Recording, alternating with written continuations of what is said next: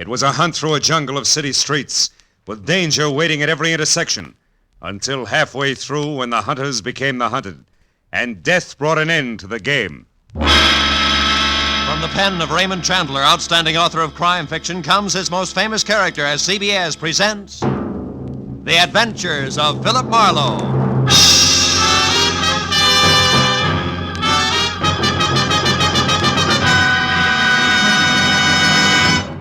Now, with Gerlad Mohr, starred as Philip Marlowe, we bring you tonight's exciting story, The Grim Hunters. The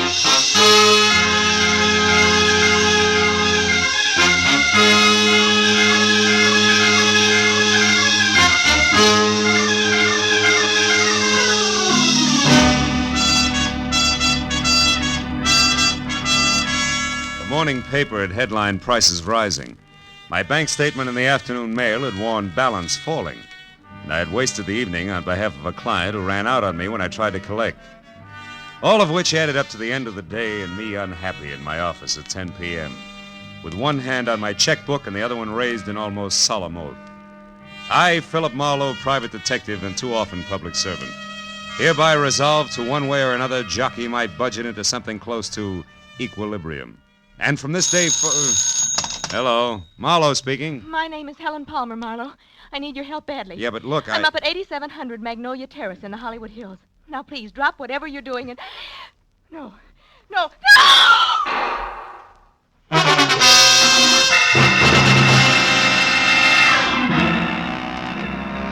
I must have let go of the phone, grabbed my hat and coat, opened and closed the office door, piled into my car outside, and raced up into the Hollywood Hills because... The next thing I remember after Helen Palmer's scream was swinging off North Bronson Drive onto Magnolia Terrace. But a minute later, when I scratched to a stop away from number 8700, scrambled out from under the wheel and started on the run for the front door, I was no longer sure of anything. Because the house in question, a stock southern mansion complete with stable boy statue and a gravel driveway, which according to the book should have been as dark and as quiet as the inside of a coffin, was anything else but. And when I got to the oversized bronze door knocker and dropped it hard, I was beginning to doubt that I had the right address. Can I be of some assistance, sir? I don't know. I'm looking for a woman named Helen Palmer who called me at my office. Said she needed help. And a second after that, she... Screamed, huh? Tell me, sir, what is your name and occupation? In that order, Philip Marlowe, private detective. Good for Helen, good Happy, girl. aren't you? What's going on here? What is this? Why, it's a party, sir. A scavenger hunt. It looks like Helen Palmer's the winner. Now, wait a minute, laughing boy. I had a call that was interrupted by pistol shots, and I... All just part of the play, sir. Yeah, Helen Palmer had to bring back one private detective. Oh. Yeah, you see, Marlowe, each list, aside from the usual hard-to-find objects, had a human being on it. That's right. I had to bring back a Hoover vacuum cleaner salesman, and believe it or not, he's already sold our good host, Thaddeus Grover, the deluxe model. Yes, sir, he did at that. You see, Mr. Marlowe, Helen Palmer wasn't permitted to actually hire you. That's why she had to pretend to be in trouble. With the net result that I nearly broke my neck getting up here. Mr. Grover, where is Miss Palmer? Well, I don't know for sure, Marlowe. She called just a bit ago and said that she only had to catch on to you and one other item and would be back after that. Which makes her the winner, Mr. Marlowe, because none of us did better than half our list.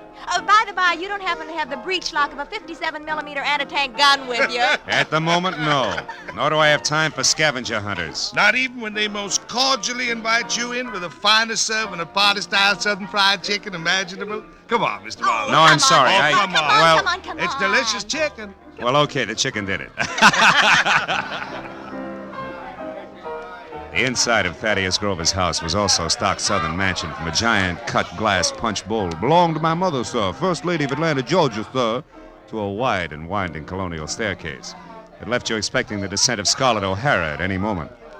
There was one strange note in the soft southern surroundings. Piled 3 feet high in the middle of the room were the crazy quilt results of the evening scavenger hunt, including a wooden cigar store Indian, a pair of Hickok suspenders from the local fire chief, one red motorcycle, a stuffed owl, a set of antlers, and more. And behind all that, my counterparts, the bring 'em back alive items from each list. A streetcar conductor in uniform, a waiter bald and under 40, a school teacher red-headed and over 50. But I was the center of attention. But Thaddeus introduced one after another of the guests to the genuine, 100% non-shrinkable private detective. And now, Mr. Marlowe, sir, a very special friend of mine. At 31, sir, the president of Sample and Claiborne, best building contractors in the city of Los Angeles. Oh, that's so very interesting, Mr. Grover. Yeah, moreover, Mr. Marlowe, Sample made it right to the top in the past 2 years. Uh-huh. Yeah, ever since old Joshua Claiborne got killed falling off a scaffold. He did. Course, between you and me and the gatepost, some folks say it was suicide. But, oh, Larry, boy, I'd like you to meet Mr. Marlowe, private detective. Mr. Marlowe, Larry Sample. How do you do? Hello, Mr. Marlowe. Glad you're with us. Thaddeus, has Rhonda called in yet? Last time I heard from her was when we split our list in two, and she headed out after a Latin American rumba team. Well, if she went after a boy, she'll bring her back. That's Rhonda Langley we're speaking of, Mr. Marlowe, Larry's lady friend. Oh? Nicest person I know. Except, of course, my fiancée, Helen. Helen is in Palma, my patron, Mr. Grover. Yes, sir, one and the same, sir. Well, we certainly have a lot of fun, even if we don't make much money, eh, Marlowe? Yeah, you certainly... Mr. Grover, did you say money? Most surely did, boy. You know, dollars and cents. Yes. Well, gentlemen, you'll excuse me, please, but I do have to run. Good night, Mr. Sample. And Mr. Grover, sir, it's been a distinct pleasure, sir. I bid you goodbye, sir. Goodbye, sir. You're a card.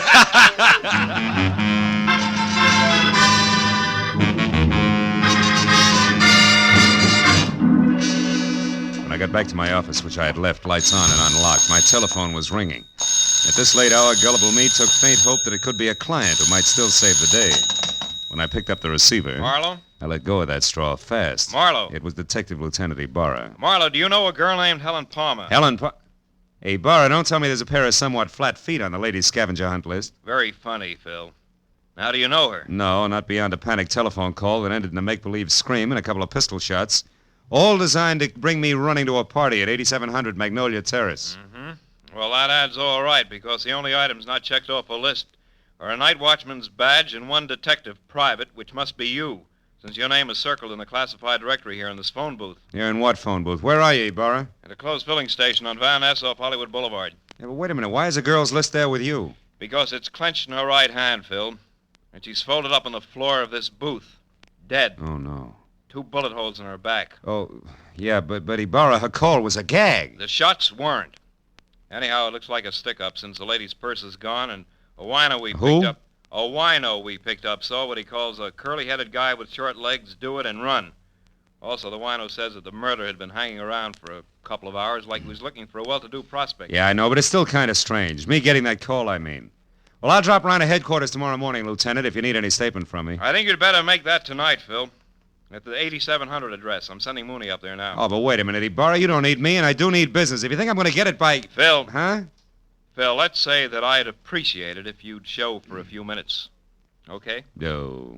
Well, okay, a few minutes. Just so long as you appreciate it. Goodbye.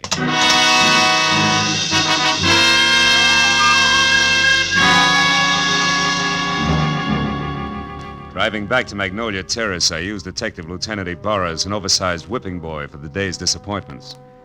So when I finally braked to a stop behind a half-parked squad car, which meant that Police Officer Mooney was already on hand, I was about back to normal. But then in the next quick moment, I forgot all about Ibarra because in the shadows ahead, sneaking away from a side entrance to number 8700, and looking as guilty as Lucretia Borgia leaving a corner pharmacy, was a young lady, brunette and beautiful. She hurried directly to a gray Nash parked in the rear and, without looking back, climbed in and took off. Following her had to be more fun than conversation with Mooney.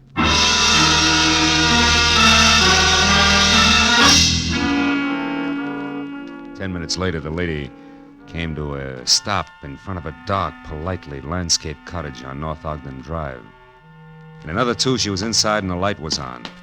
When I got to the front door and leaned against the bell, a card over it said that this could be one Rhonda Langley, Mr. Larry Sample's girlfriend.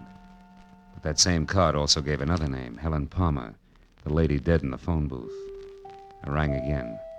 When the door opened, it was the brunette, still beautiful. Only this time, something had been added. In her right hand, a .45, ugly and pointed straight at my head. What do you want? One straight answer, Miss Langley. Why did you run away from 8700 Magnolia Terrace and a cop with routine questions? Wait a minute. Who are you? How do you know my name? I'm a private detective, labeled Philip Marlowe. Item number 8 on the late Miss Palmer's list. And I know about you because I've already been to Thaddeus Grover's party. Now, after you put this gun away, we'll get back to my question. Why'd you run? Come on, talk, lady, now before I yell copper.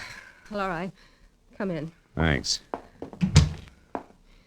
Mr. Marlowe, I don't think Helen Palmer's murder was any run-of-the-mill robbery. You don't think what? I stayed just long enough to hear the policeman say Helen had been killed. Oh. When I got to your welcome mat, I was greeted with a .45. Talk some more, Miss Langley. Real plain Well, like, all right, huh? give me half a chance, will you? I didn't say anything to the police about this because I don't want to do any damage before I'm sure about a few things. Like what? Like the kind of a mess that Helen was in. Mr. Marlowe, I need help. I've got to know some facts. Please, will you work for me? I'll pay you anything. Well, at this point, let's call anything 25 a day in expenses, huh? What about Helen and the mess you spoke of? How much do you know? Very little. Only that I think Helen was blackmailing somebody. Somebody who was at the party tonight. Like Grover, your boyfriend Larry Sample? I don't know. Oh, you've got to believe me, Mr. Marlowe. Well, all right. For the time being, I will.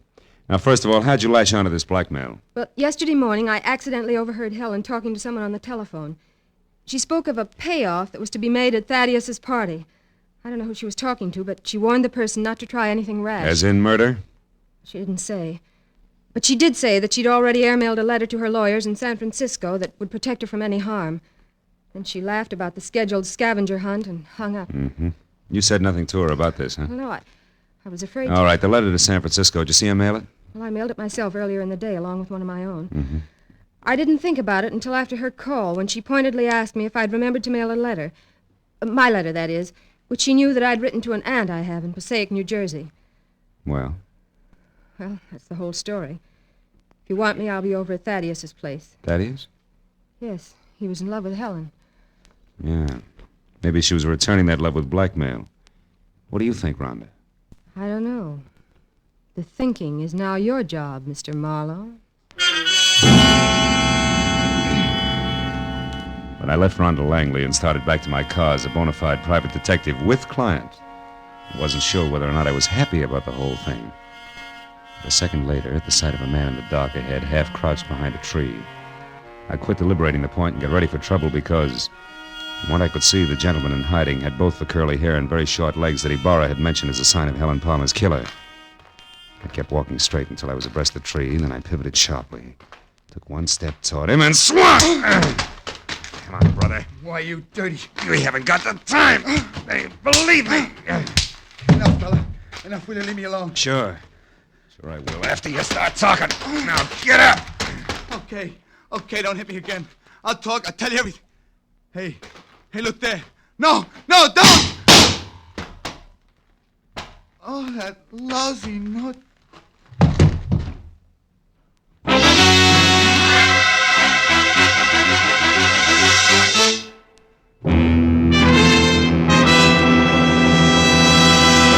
In just a moment, we will return to the second act of The Adventures of Philip Marlowe. But first, you can do a lot of singing for $14,500, so they say.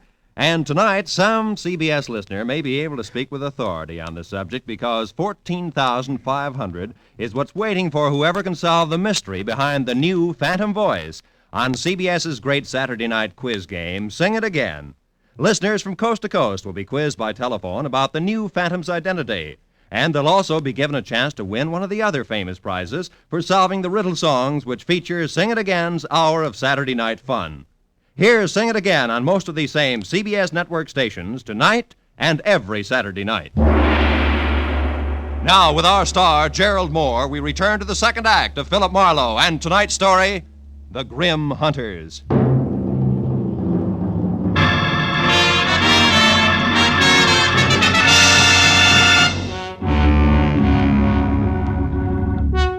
The shots crashed out of the darkness. The life ran out of the little man like air from a kid's balloon. I couldn't figure exactly where the shots had come from, and I stopped trying when a pair of spiked heels clicked fast across the concrete driveway between me and the house.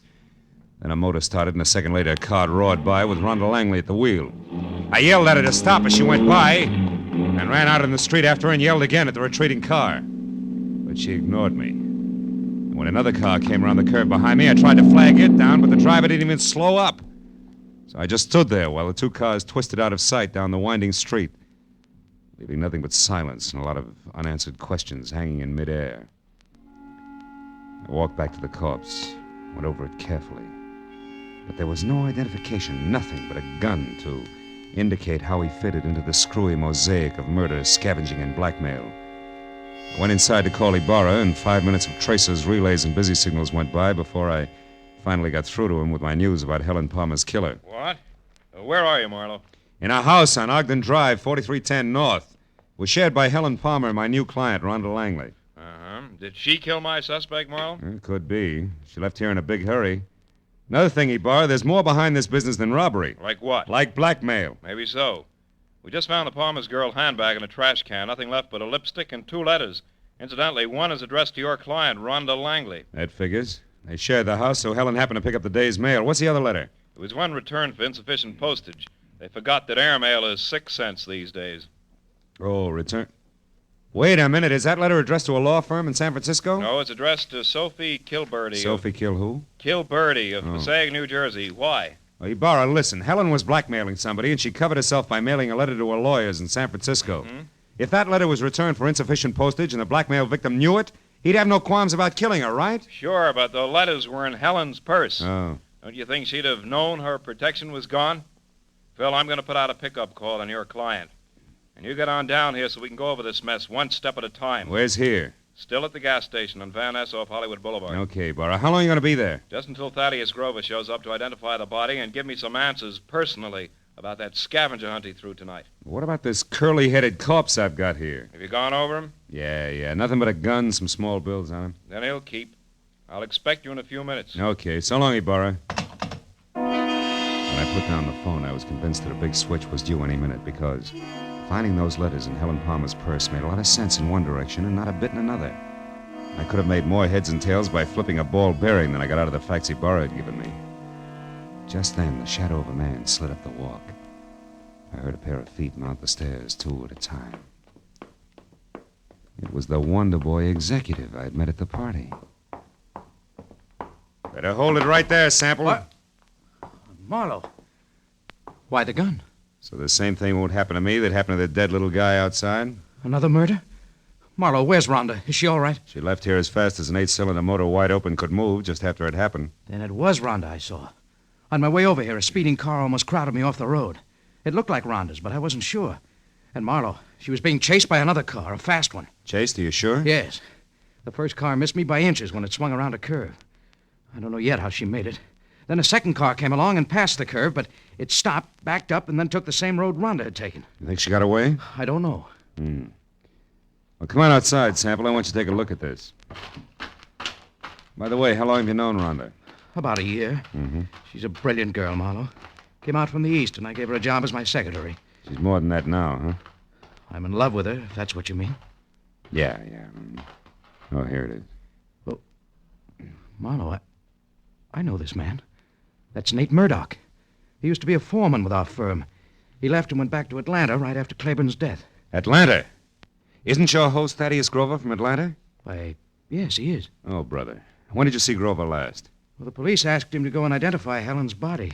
He left the party while the officer was still questioning the rest of us. Yeah, and on the way he could have taken time off to drop by here, kill Murdoch, and make a try for Rhonda, too. Come on, let's get to the phone. But why, Marlowe? Good heavens, Grover's our friend. He and Helen were engaged to be married. All right, so it doesn't make sense. But his fiancée and his short friend from Atlanta are both dead.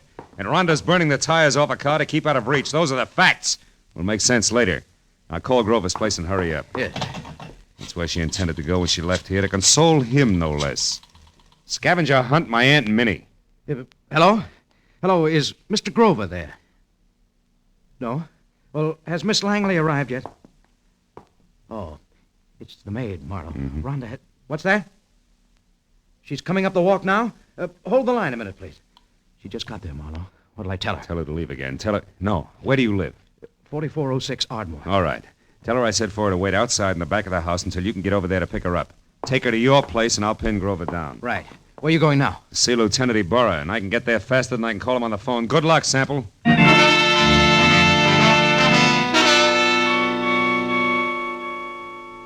Sample was repeating my name over to Grover's maid on the phone as I left. And a few minutes later, at the mobile gas station off Hollywood Boulevard, I found Ibarra looking sardonic in the blinking light from a flying red neon horse above his head. as he flipped through a stack of papers on top of an oil drum. It's about time, Marlowe. Where's that client of yours? Now, wait a minute, Ibarra. I had her pegged all wrong. She's a pigeon.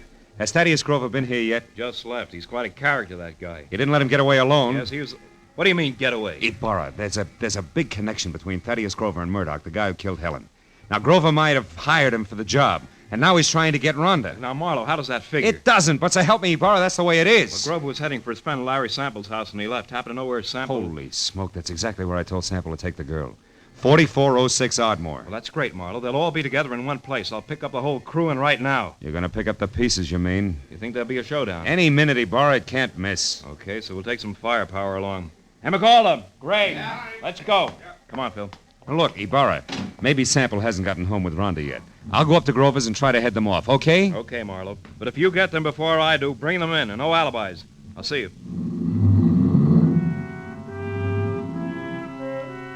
Ibarra was grim as he climbed in his car and drove off fast. I headed for my car. Then, as I turned, my arm swept the scavenger lists Ibarra had left on the oil drum off onto the ground. When I picked them up, Rhonda Langley's name was on top. Her list was as goony as the others, but near the bottom was an item strangely familiar to me, which hadn't been checked off. It was a canceled ticket from Woodhaven Ballroom. All at once, I realized why it was familiar. The sign I'd been half conscious of on top of the big squat building across the street read, Woodhaven Ballroom, closed tonight. On a hunch, I dug for Helen Palmer's list. Yeah, Ibarra was right. Everything but a night watchman's badge and one detective private had been checked off. And that gave me half of the switch I knew I had to show up. I ran to my car and headed for that southern mansion in the Hollywood Hills, the end of a very complicated frolic. And with every turn of the road, I gave myself another whack for being such a nearsighted sucker. When I got there, the big house on Magnolia Terrace was dark, except for a light in the servants' quarters. I stepped down the block, walked back, and edged around to the patio where the garage, the hothouse, and the king-size barbecue loomed only as shapeless lumps of shadow. I stood still and watched. Then I saw him move, walking slowly, gun in hand along the fence toward the hothouse. I started toward him quietly, just as he found out what he was looking for. Oh, you're clever, my dear. But it's all over now. I know you're in there, so come on out with your hands up. Oh, no. You're hanging yourself for murder right now, Larry Sample. I've got all the proof I need. I don't know what good it'll do you, Rhonda. I'll never pay you a cent for it, you blackmailing tramp. I'll kill you first. And that protection letter you wrote to your lawyers was returned, darling. I found it accidentally in Helen's purse tonight at the party. So no one will know. Now come on out or I'm going in after you. I wouldn't try that if I were you, Sample. Marlowe's due here any minute now. He called me and told me. That was I, dear. You? I used his name when I talked to the maid. Oh, I should have done this myself in the first place instead of trusting that stupid Murdoch. Are you going to come out of there? No, and I've got a gun.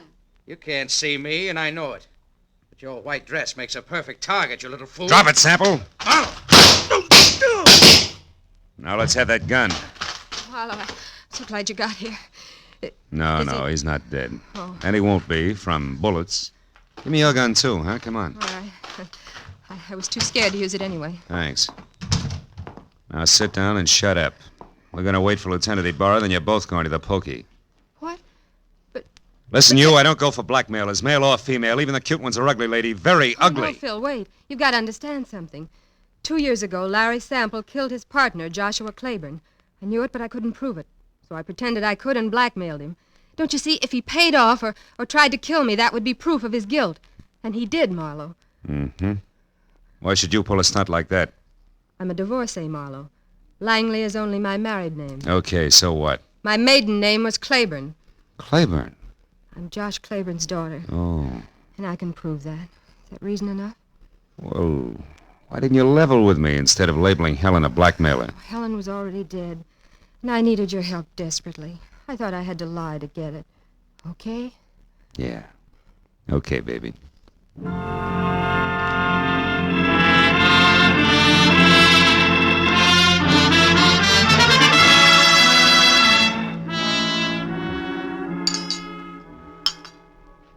Anyone care for more coffee? How about you, Lieutenant? Oh, no thanks, Mr. Grover. Well, Marlowe, you got it all to come out even anyway. Frankly, that's more than I expected when I left you at that gas station. Yeah, we were lucky, Ibarra. Guess I owe you an apology, Mr. Grover. Oh, shucks, that's all right, son. It was a shock to me to be accused of poor Helen's murder, but, well, it's over now. Yeah. You said it was the scavenger list that set you straight. How'd you figure that, boy? Well, there was a Woodhaven ballroom ticket on Rhonda's list, so she had to go there for the ticket, you see. Now, Sample knew that. And he told his killer, Murdoch, who incidentally he hired to murder Claiborne 2 years ago, that the girl who went to the Woodhaven ballroom was his target. Uh-huh. But Helen happened to go there after the night watchman's badge. Which he could have picked up any place in town. Yeah. What a terrible coincidence for Helen. But that was all that saved my life, really. That's right, honey. Murdoch made the mistake, and when he and Sample discovered it, they made another try at Rhonda's house. But I caught Murdoch there, so Sample shot him before he could talk. And when I left, he followed me in his car. I knew they were after me, and I thought for sure they'd killed you, Phil. That's why I ran. Yeah, that threw me for a loop. Then Sample came back to make sure that Murdoch was dead and sold me a great big bill of goods at the same time. Oh, it's a terrible, terrible thing. Yes, Mr. Grover, it is. Lieutenant, I want to thank you personally for your participation. Thank you very much. Well, I've got everything I need, so I'll say good night. Yeah, me too. Oh, Phil, Yeah? shall I mail you a check? Why, yes, I think... No, wait a minute. Yes? You know, honey, with your knowledge of postal rates, why don't you just deliver it in person, maybe? Huh? Love to. Count on it, Mr. Marlowe. Good night.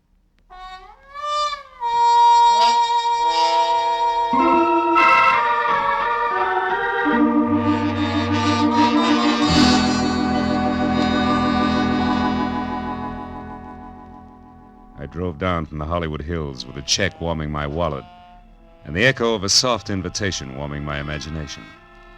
You know, that was quite a party at Grover's house. Scavenger hunt. People determined to have a good time even if it killed them. You know what? It did. I know another game. Associations. It goes like this. Grover's party. Rhonda Langley. Rhonda... Date. I wonder if she likes baseball.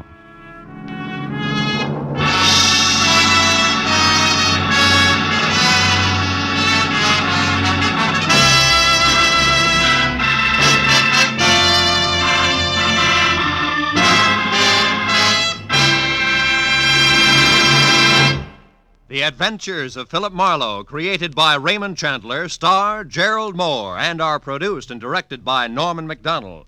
Script is by Mel Donnelly, Robert Mitchell, and Gene Levitt.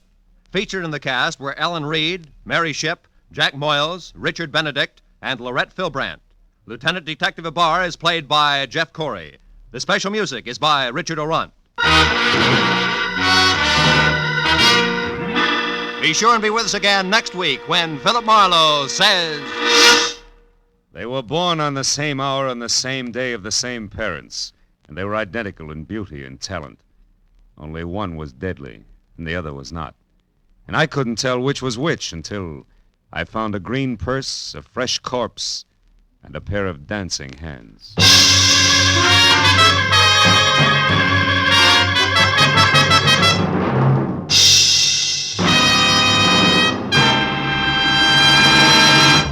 If you happened to miss Jack Benny's hilarious show last week featuring the Ronald Colemans, you missed the laugh treat of the year. But Jack will be back again tomorrow on these same CBS network stations with his entire gang, including Mary Livingston, Phil Harris, Rochester, Dennis Day, Don Wilson, and the Sportsman's Quartet. Invite some friends over. Sit back and enjoy the Jack Benny Show tomorrow. This is Roy Rowan speaking.